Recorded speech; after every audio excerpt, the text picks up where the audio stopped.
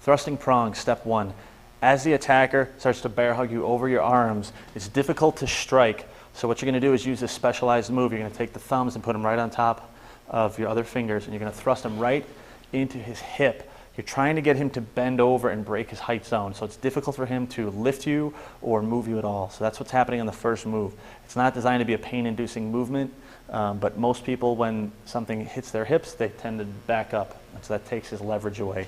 So as he grabs, from there you press up. You don't want to push down because you can rip your thumb off. There's nothing holding your thumb. So this goes up and in, right into the inguinal crease.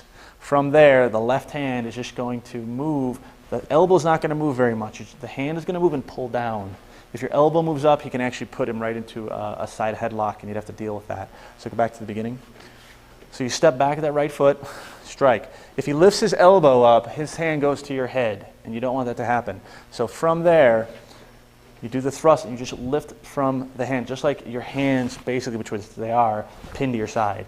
So you're going to pull down to keep the weight on his legs, and it's going to make the knee strike that's coming more effective. So from here, the back leg is set up to do the knee strike to the groin as you do the back elbow strike, and then land with an inward elbow to the head. So we're going to do that again from this angle, then we'll do it with the other angle. So as he grabs, you step back, thrust, pull down, knee, and elbow. Okay, now switch, do it from the other direction.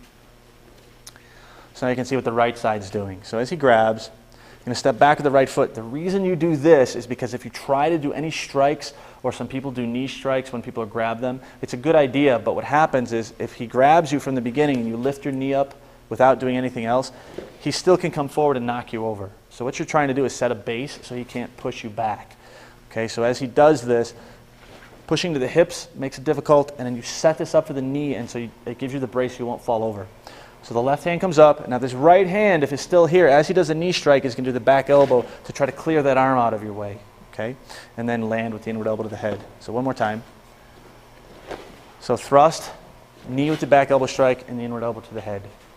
Now sometimes you'll see it done this way, and we'll do it. When he grabs, the only thing is we're going to add a little movement at the end. So he's going to do the thrust, grab, knee, and after the knee, people do side kick to the other leg. And sometimes you can do that. Sometimes you can't, and it depends on the situation. So let's try one more time. We'll do it with that extra kick. The one, knee, kick, elbow. Changes the technique slightly. Some people like to do it. Our standards, we don't do it just because to get the backup mass going forward, but you will see that, so you should know that it's a possibility. So again, that's thrusting prongs.